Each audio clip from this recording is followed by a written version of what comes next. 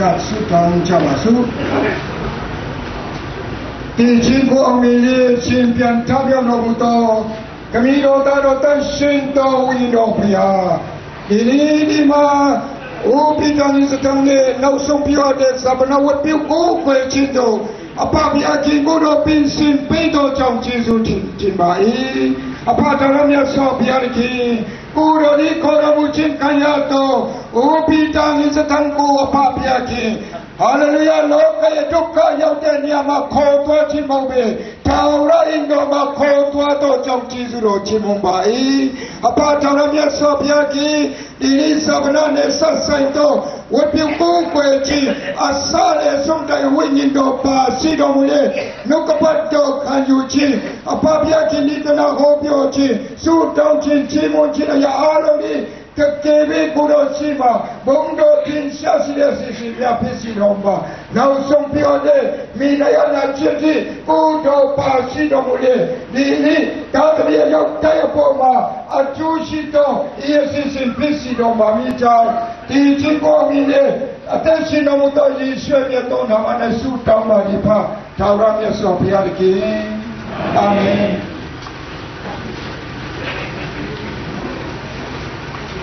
ကျွန်တော်တို့အားလုံးမတ်တရပြီးတော့သရှင်နံပါတ်1ကိုတည်ဆိုဖို့ဖြစ်ပါတယ်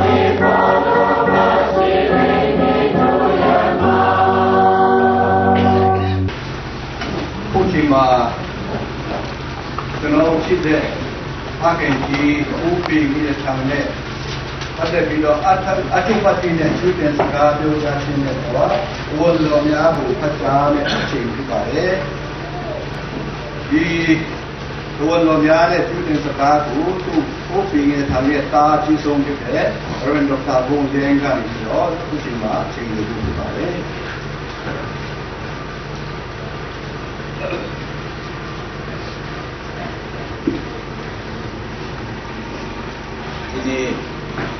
ဒီနေ့မှာရောက်လာကြတော့ကျွန်တော်မိသားစုတိုင်းကိုမိသားစုအားလုံးကိုကြည့်ကြတော့ဓမ္မမိတ်ဆွေအားလုံးကိုကျေးဇူးတင်တောင်းရှိစွာကျွန်တော်ပြောကြရပါတယ်ကျွန်တော်ဖေနာမကျမ်းဖြစ်တဲ့အချိန်2009ခုနှစ်စတော့ဘယ်ပေါ်တော့တဲ့နေ့အချိန်အမျိုးမျိုးအပြင်ဒီကိုကိုကြီးကြတော့ ဓမ္မမိတ်ဆွေများအားလုံးရှိစုများကိုလည်းဒီရောက်ရုံမှာရှိကြတဲ့အတိပိဆွေများအားလုံးပုံပါလေကျွန်တော်တယောက်ချင်းအနေနဲ့မိသားစုကိုစားကျေးဇူးမတင်နိုင်ဒီမဲ့ဒီနေရာရမ်းတော့အဆုံးနဲ့ကျွန်တော်ကျေးဇူးတင်တဲ့အကြောင်းပြောပြလိုပါတယ်ကျွန်တော်စီစဉ်ထဲမှာအထုပတ္တိဖတ်ထားဖို့ဖြစ်ပါတယ်ဒီအထုပတ္တိမှာသူမပွဲလုံးသေး1990ခုနှစ်အထိသူမှတ်တမ်းတင်ထားတဲ့ထဲမှာသူရွေးလို့ထားတဲ့အကြောင်းအရာကိုကျွန်တော်ပြည့်ပြည့်လာဖြစ်ပါတယ်အဲ့တော့ဒီဘုရားရှင်ထဲမှာပါတဲ့အတိုင်းပဲအထုပတ္တိကိုဖတ်ကြခုကျွန်တော်ဖတ်မဖတ်တော့ဘဲနဲ့အဲ့ဒါကိုဒီမှာရောက်ရှိလာကြတော့ဒီစီရီယိုတင်နေချင်းများဒီမှာစီရီယာအားလုံးကိုဒီလာလို့ရအောင်ကျွန်တော်ဖတ်တော့ဘဲနဲ့ဒီနေ့ကျွန်တော်သူကျေးဇူးတင်ခြင်းနဲ့အချက်များပြန်လာဆိုရှိပါတယ်အထုပတ္တိကြီးတဲ့အဲမှာကျွန်တော်ပါဝင်တဲ့သူတငယ်ချင်းများဖြစ်တဲ့1956ခုနှစ်မှာစတော့ရန်ကုန်မြို့မှာကျွန်တော်ချင်းလူမျိုးများပူစားတော့ပြီအဲ့ဒီမှာကျွန်တော် company ကြီးထောင်လာပါတယ်အဲ့ဒီထောင်စတဲ့ချိန်မှစလို့သူနဲ့သူတို့ကဒီကုန်တယ်ကြီးများကျွန်တော်ဒီကိုယ်တိုင်နေပေါ်ထက်ပေးစီတဲ့အတွက်ကြောင့်ကျွန်တော်ထည့်ပေးတယ်အဲ့အတွက်လည်းကျွန်တော်ကျေးဇူးတင်နေဒီကုန်တယ်ကြီးများရဲ့တာသမီများဒီနေ့ကျွန်တော်အတူပါမှာမိသားပြကြတဲ့သူများအတွက်အလွယ်ကိုသွားလာနေတဲ့အတွက်ဘတ်ကားစီကိုလည်းအားပေးတဲ့အတွက်ကြောင့်ဒီရဲ့တငယ်ချင်းအားလုံးနဲ့မိသားစုဝင်အားလုံးကိုကျွန်တော်ကျေးဇူးတင်ကြောင်းပြောကြလိုပါတယ်ဒီကုန်တယ်ကြီးများအဖွဲ့ထဲမှာနောက်ဆုံးနေတဲ့သူကြိုက်ခဲ့တော့နောက်ဆုံးနေတဲ့ဒီလောကကိုဆုံးခေါ်ရဖြစ်ပါတယ်သူတငယ်ချင်းတွေအားလုံးအကုန်လုံးဒီလောကကိုဆုံးခေါ်ကြပြောကြပါပြီနောက်ဒုတိယအနေနဲ့ကျွန်တော်တို့ဒီမှာလဲကျွန်တော်တို့အားလုံးကြည့်တဲ့တိုင်းရောင်မှာရှိတဲ့ချင်း Christian Association ဆိုတဲ့နောင်ဘူးချင်းခရိယာများအဖွဲ့ဖွဲ့တဲ့ချိန်မှာကျွန်တော်တို့အဖွဲ့ဝင်များနေနောက်အဲ့အဖွဲ့အနေပေါ်အတင်းတော့တောက်ခေါ်လာတဲ့အချိန်မှာနောက်ဆုံးနေတဲ့ဒီလမ်းတော်အတင်းတော်မှာဆက်လက်တော့ဒီအတင်းတော်ဒီနေရတည်တဲ့ YXBC ရန်ကုန်စုံမိပတိချက်ဆိုတဲ့ကျွန်တော်ကျေးဇူးတင်ပါတယ်ရန်ကုန်စုံမိပတိချက်တော့ဘတ်ကားတစီကိုကျွန်တော်အတင်းတော်အနေနဲ့ကျွန်တော်ကိုကြီးပံ့ပိုးပါတယ်ဆိုတာကိုဒီနေ့မျိုးတော့ကျွန်တော်ပြောချင်တဲ့ကျေးဇူးတင်တဲ့ကြောင်းကျွန်တော်ပြောချလိုပါတယ်နောက်တော့ဒီနေ့ဒီမှာသူတို့ပြင်ကျွန်တော် YSBC လာဖို့စီးတင်တော့အနေတော့ဒီမစရနေတော့တင်ထားလို့ဒီအားလုံးနဲ့ပြည်သူသားအားလုံးကိုလည်းကျွန်တော်ကျေးဇူးတင်နေကြောင်းကျွန်တော်ဒီကိုကွန်ပျူတာအနေနဲ့ရတဲ့ပါလာချန်ဒီကွန်ပျူတာနဲ့ကွန်ပျူတာပါတယ်ဒီပထမဦးဆုံးတော့အတင်းတော်ကွန်ပျူတာပုတ်ပို့ထဲမှာလည်းသူအပြောက်အပါဝင်ဖြစ်ပါလေလိုက်တော့ကြောင့်လည်းအတင်းလူတင်တာအားလုံးကိုကျေးဇူးတင်နေကြောင်းနောက်ပြီးတော့ကျွန်တော်ဒီစေယုံတက်တဲ့နောက်ပိုင်း2009ခုနှစ်စတော့စေယုံတက်တဲ့ချိန်မှာကျွန်တော်တို့ရန်ကုန်မြို့မှာရှိတဲ့အတင်းကြီးများဖြစ်တဲ့ကျွန်တော် CBC အတင်းတော် FBC အတင်းတော်နဲ့ဓမ္မဆရာများဓမ္မမိတ်ဆွေများနောက် LBC Live Baptist Church နဲ့ပေါ်ကျွန်တော်ဆရာသမားများနဲ့ဓမ္မမိတ်ဆွေများနောက်ပြီးတော့ကျွန်တော်ဒီမေဂရာရုံအတင်းတော်နေတော့လကောင်းနောက်ဇိုးအတင်းတော်နေတော့လကောင်းဒီကျွန်တော်တို့နီးစပ်ရာအတင်းတော်တီးပြန်လို့ပေါ့နောက် Full Gospel Assembly အနေ Grace Assembly အနေပေါ့ကျွန်တော်တို့မိသားပြရဲ့အမျိုးသောကမ္ဘောချာအဖြစ်ပူနေတဲ့ဓမ္မမိတ်ဆွေအားလုံးကိုလည်းမိသားစုကိုစားကျေးဇူးတင်ကြောင်းကျွန်တော်ပြောကြရပါတယ်နောက်အထူးသဖြင့်ဒီနေ့ကျွန်တော်ကျေးဇူးတင်ချင်းနောက်ပြည်နိုင်တော်လုံးများဖတ်ကြဖို့ဖြစ်ပါတယ်တော်လုံးများဟာဖတ်မယ်ဆိုရင်တချို့များပြီမဲ့တချို့များဒီထားတဲ့အတွက်ကြောင့်ကျွန်တော်တော်လုံးထဲမှာ USA မှာရှိတဲ့ကျွန်တော်ဒီစီယာဘောင်းစ်ဒီစင်ချာချ်ဒီတော့တော့နောက်ပြီးတော့အော်စတြေးလျမှာရှိတဲ့ part စီယန်ဘက်တီချာချ်နေတော့တော့နောက်ပြီးတော့နိုင်ငံခြားရောက်နေတဲ့စီမျိုးများအားလုံး ကျွန်တော်ဒီနေ့ဒီအားဖြင့်တော်တော်ပြကြတဲ့ပုံမှာလည်းကျွန်တော်အမိမပေါ်တော့တဲ့ဒီနေရာကိုတော့ဒီလိုပြီးတော့ကျွန်တော်ပြောကြတယ်ဒီတော်တော်ထဲမှာအထူးသဖြင့်ကျွန်တော်တို့ဆွေမျိုးတွေမှာဟုတ်တယ်အထူးအရာတွေစီရာဆိုတာနဲ့ကျွန်တော်တို့ဒီသိနေUS Master ပါတယ်လို့ရှိနေကြတယ်ကျွန်တော်သူ့ဘုံတော်ကိုမှတ်တော့ပါဘူးဒီမှာရောက်ရှိတဲ့ဒီများအနေနဲ့ဒီပါလီတို့ဟာကျွန်တော်ဖေကိုမိပါတကယ်အားထုတ်တယ်ဒီစစ်ကိုလုပ်ကြတယ်ဒီမှာဒီလိုလုပ်ကြတယ်နောက်ပြီးတော့ကျွန်တော်ဟောင်းကောင်းလို့ရှားတာမှာဆရာကျွန်တော်ဟလာ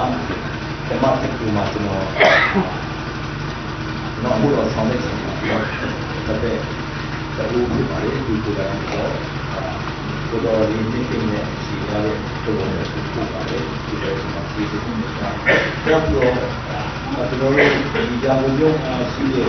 တော့ချင်းဒီထဲမှာဒီဆောင်ရရှိတဲ့ဘုရားဆုံးတော့စင်ကာပူတော့ဒီလိုမျိုးပို့ပါလေဒီလိုမျိုးကျွန်တော်နားပေါ်ရင်ကျန်တဲ့ဆွေမျိုးများဒီနေ့ကျွန်တော်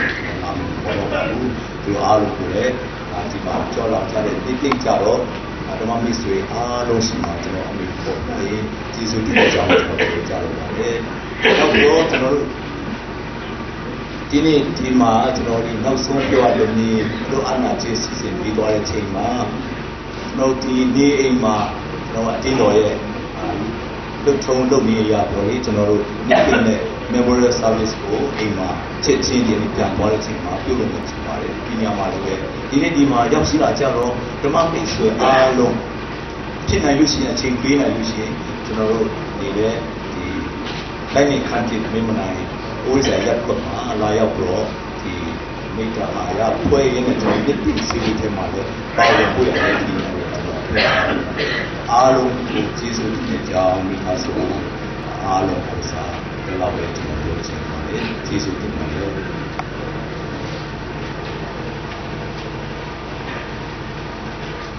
ပြုတဲ့စကားနဲ့အထူးပတ်ပြီးပြောသွားတဲ့ဘယ်လိုတောင်းလို့လဲပြောတယ်မှာလေတော့ကျွန်တော်ရမှုစနေချင်းတင်းတော်မှာ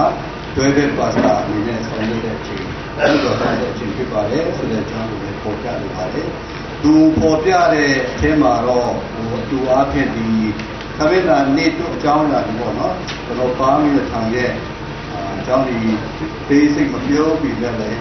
ကျွန်တော်နည်းနည်းလေးပေါ်ပြချင်တာကတော့ကျွန်တော်ချင်းလူမျိုးထဲမှာရောင်မြုပ်မှာအိုးဖျားဖျားရောက်ရှိပြီးတော့စီးပွားရေးမှာတော့၎င်းနိုင်ငံရေးမှာတော့၎င်းဘာသာရေးမှာတော့၎င်းသူကနေဥဆောင်တဲ့နေရာမှာအမြဲတမ်းရှိတယ်ဆိုတဲ့ဥစ္စာကိုတော့ဒီနေ့လာရောက်ကြတဲ့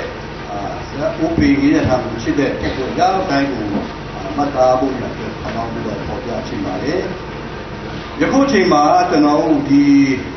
ရန်ကုန်စီးရင်ချင်းအသင်းတော်ကအမျိုးသားမိတ္တာရဖွဲ့ကနေတို့ကိုကွန်ပျူတာတချင်းတည်ဆိုလို့ဖြစ်ပါတယ်အဲ့ဒါပြီးလို့ရှိရင်လည်းကျွန်တော် All Nation Theology School ဆိုတဲ့တန်လေကနေပြီးတော့ကျမ်းစာကျောင်းများနေဆက်ပြီးတော့တချင်းကွန်ပျူတာတချင်းများကိုတည်ဆိုလို့ရတဲ့ဖြစ်ခေါ်လာပါတယ်အာလံပီရောဝေချာဂေမပူဘုံမြာဤအာရှိတေလိုက်သာသောပါဘာသူနာမယင်သာပူချာဘုံလေဤin the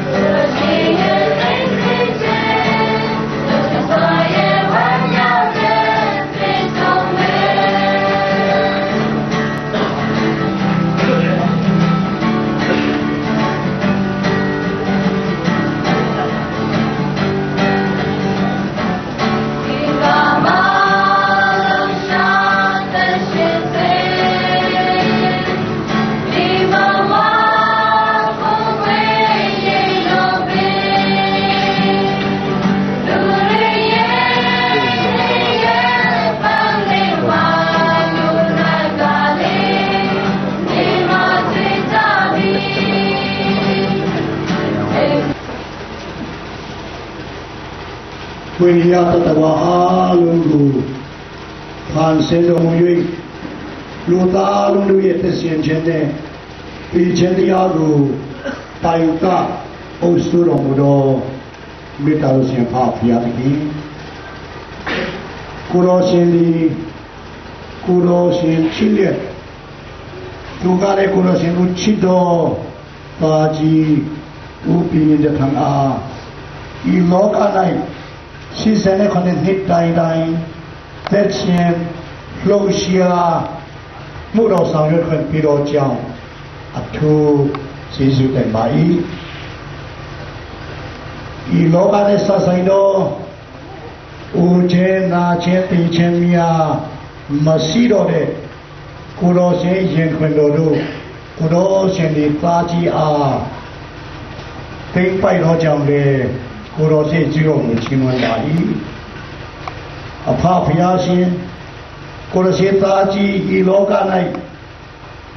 သက်ရှင်လှုပ်ရှားနေခြင်းမှာခင်ပွန်တဲ့တဝနီနဲ့တော်၎င်းဖခင်တဝနီနဲ့တော်၎င်းသူဆောင်ရွက်ခဲ့သာမီးယာဒီနဲ့ပါတီတော်ကဒီလိုဆိုတော့ဒီလိုသာတီတော်ဒီအောင်သက်တော်နဲ့ဒီတော့ ဒီပါရှိတဲ့ဒီလိုအားဖြင့်ဒီလိုအောင်းပြီးပြီးတော့မှာဒီလိုမျိုးသာပြန်ပြီးတော့အားပြတော့ဘောင်းဆုံးပြီး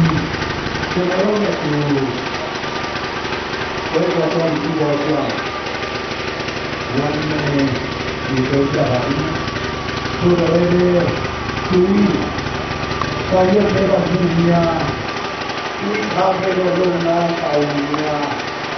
ဒီအမကြတော့ဒီပြန်နေတော့ဒီထောင်းနေ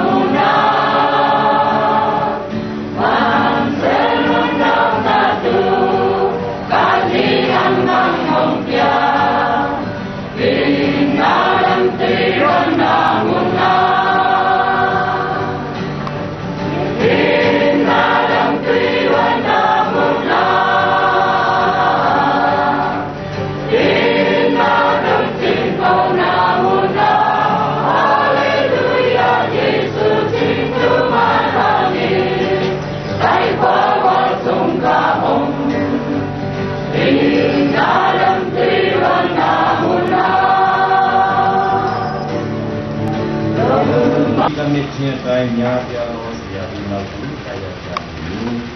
။သမာတရားလူနာမကောင်းတဲ့ဒန္တာဤစကားလူနာတော်၏သွေးပွားကြသည်။ကံရနာအကြောင်းမူကားငါတို့စိတ်ပေါ်မှာလောင်းရသောအချိန်ရှိသည်။သုတရားသောအချိန်ရောက်သည်။ကောင်းစွာသောတိုက်လန့်ခြင်းကိုငါပြုသည်။ပြီးရသောလမ်းကိုအဆုံးတိုင်အောင်ပြီးသည်။ယုံကြည်ခြင်းတရားကိုဆောင်ရှောက်သည်ယခုမှဆိုင်ဓမ္မတရဖို့ဒီငါဖို့သူထားရရှိ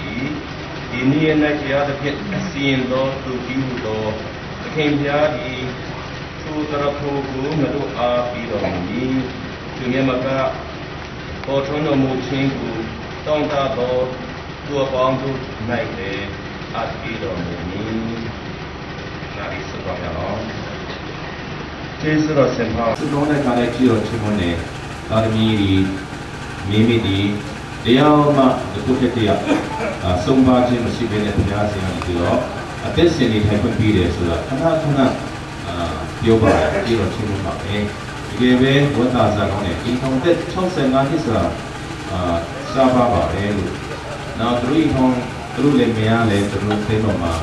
တကယ်ပုံကောင်းသက်တည်ပြနိုင်တယ်တကယ်ဆံမနာယူထိုက်တယ်လည်းမရလဲပြပါလဲဆိုတော့ဒီလိုပြောချင်ပါတယ်နောက်ဒီနေ့ကျွန်တော်ဒီကပြောချင်တာတော့ဒီမှာဓမ္မတရဖို့လို့ပြောထားတာဓမ္မတရဖို့ဆိုတာတော့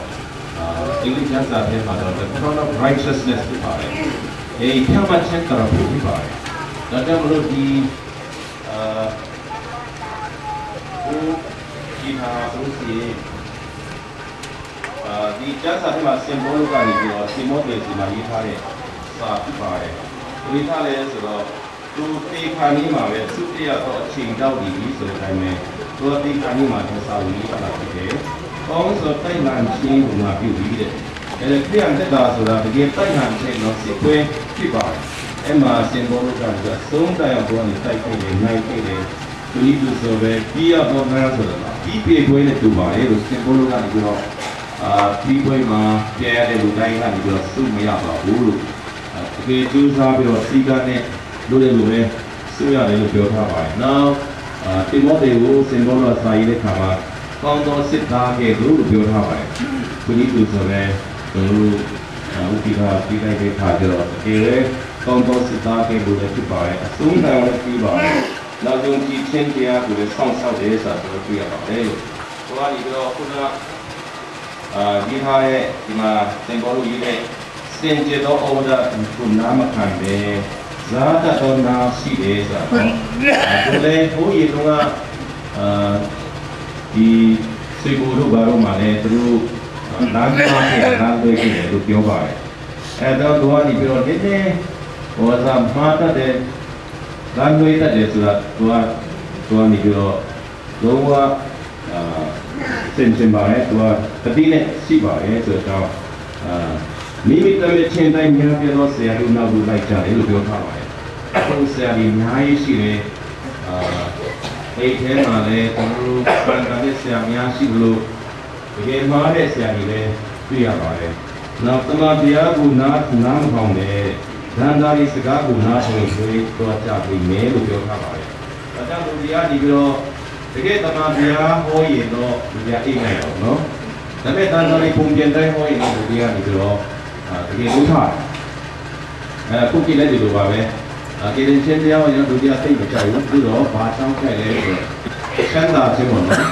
prosperity control ဆိုတာနော်တရားမယ်ခံရမယ်ချမ်းသာမယ်ဆိုတဲ့အခါကျတော့ချမ်းသာခြင်းလို့ပြီးခံတာနော်အဲ့ဒါလေးအဲ့ဒါဘယ်တော့မှလည်းပြစ်စားပါတယ်အဲ့ဒါကိုတော့လည်း